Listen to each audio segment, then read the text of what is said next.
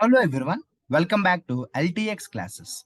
Competitive exams prepare అయ్యే ప్రతి student కూడా ఇంగ్లీష్ మీద స్పెషల్ ఫోకస్ అనేది డే 1 నుంచి పెట్టాలి. అందుకోసమే మన ఎల్టీఎక్స్ క్లాసెస్లో ఇంగ్లీష్ ఇన్ఫినిటీ అనే ఒక ప్రత్యేకమైన కోర్స్ స్టార్ట్ చేయడం జరిగింది.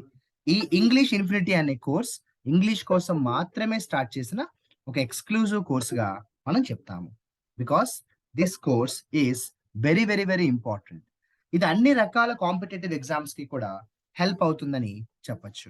మీరు ఏ ఎగ్జామ్ ప్రిపేర్ అవుతున్నా కూడా ఈ ఇంగ్లీష్ ఇన్ఫినిటీ కోర్స్ అనేది చాలా హెల్ప్ అవుతుంది.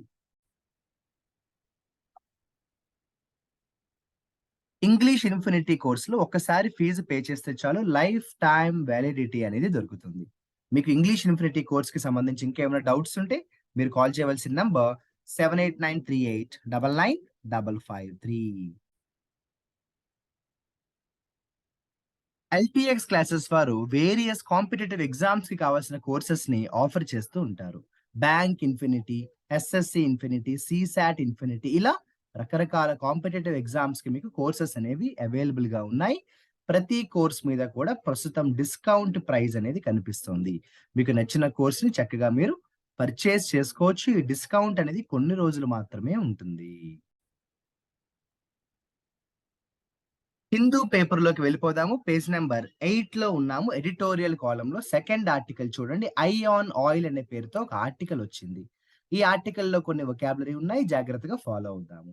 మీరు కానీ అబ్జర్వ్ చేసినట్టయితే మనకి హెడ్‌లైన్స్ తర్వాత థర్డ్ లైన్ ఒకసారి జాగ్రత్తగా అబ్జర్వ్ చేయండి.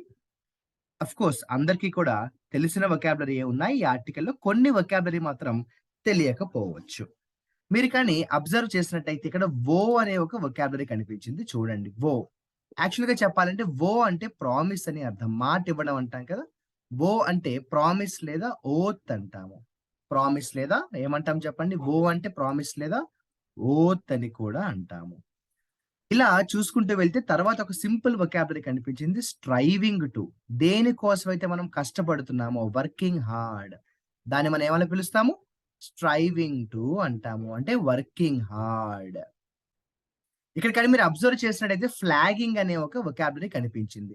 ఫ్లాగింగ్ అంటే తగ్గిపోతున్నా, డిక్రీజ్ అంటాం. ఏమంటాం ఫ్లాగింగ్ అంటే? తగ్గిపోతున్నా, డిక్రీజ్.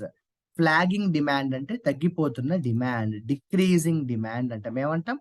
ఫ్లాగింగ్ డిమాండ్ అంటే డిక్రీజింగ్ డిమాండ్.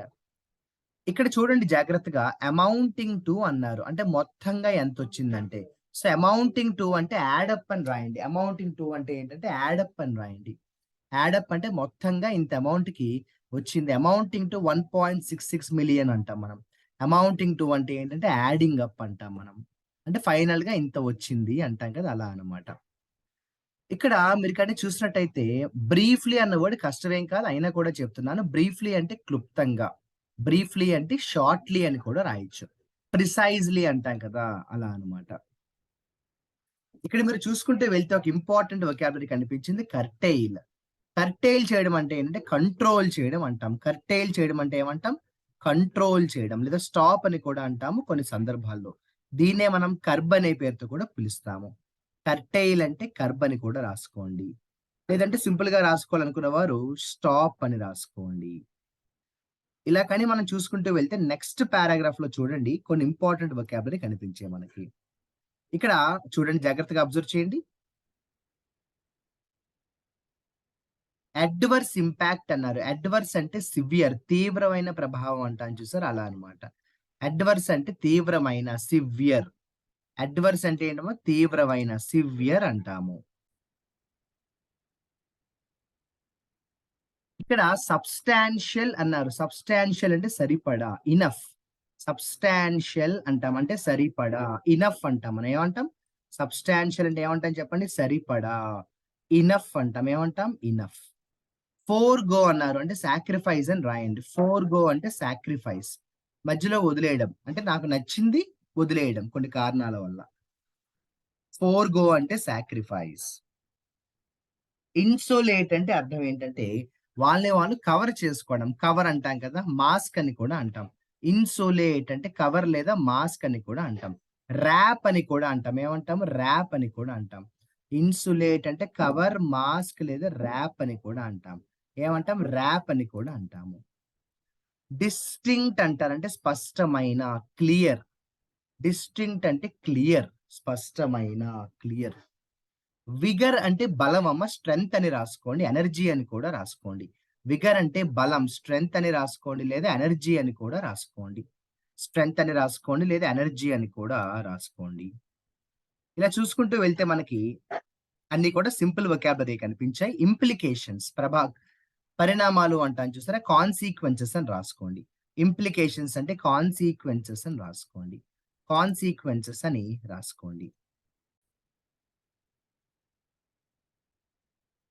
ఇక్కడ చూడండి, ఫిలిప్ అన్నారు. ఫిలిప్ అంటే సింపుల్‌గా చెప్పాలంటే నార్మల్ లాంగ్వేజ్‌లో స్టిమ్యులస్ అంటాం.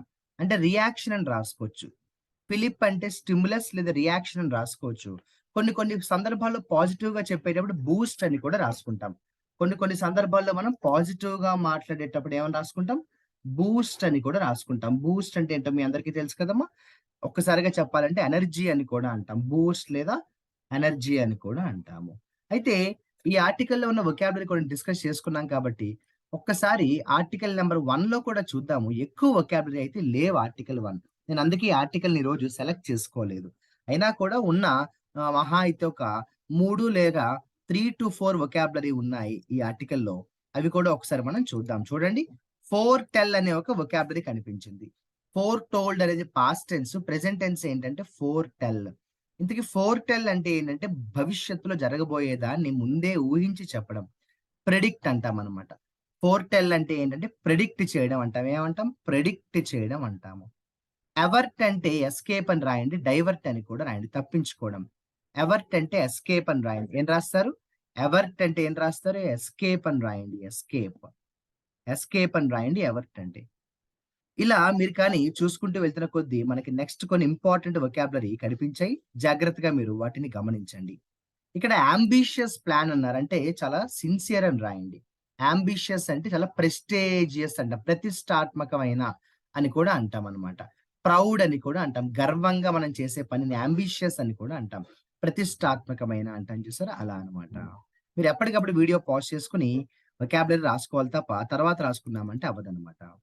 ఓవర్ స్ట్రెచ్డ్ అనే వొకాబులరీ కనిపించింది చూడండి. ఓవర్ స్ట్రెచ్డ్ అంటే ఒక రకంగా చెప్పాలంటే, సింపుల్‌గా చెప్పాలంటే మేకింగ్ ఎక్సెసివ్ డిమాండ్స్ అని రాయండి. మేక్ ఎక్సెసివ్ డిమాండ్స్ అంటే ఎక్కువ డిమాండ్స్ చేస్తున్నా. మేక్ ఎక్సెసివ్ డిమాండ్స్ అంటాం. Over stretched. Make excessive demands. ఇక క్యామోఫ్లేజ్ మీ అందరికీ తెలిసే ఉంటుంది. అయినా కూడా చెప్తున్నాను. క్యామోఫ్లేజ్ అంటే ఎవరికీ కనిపించకుండా పారిపోవడం. దాంకోవడం అంటాను చూసారా? అబ్స్కాండ్ అని రాయొచ్చు. లేదా డిస్గెస్ అని కూడా రాయొచ్చు. క్యామోఫ్లేజ్ అంటే అబ్స్కాండ్ అని రాయొచ్చు. డిస్గెస్ అని కూడా రాయండి. తప్పించుకొని తిరగడం. ఎవరికీ కనిపించకుండా దాంకోవడం అని రాసుకోండి. గ్లిస్సీ అంటే అర్థం ఏంటంటే చాలా ఆకర్షణీయమైన, అట్రాక్టివ్ అని రాసుకోండి. గ్లిస్సీ అంటే చాలా ఆకర్షణీయమైన, అట్రాక్టివ్ అని రాసుకోండి. అట్రాక్టివ్.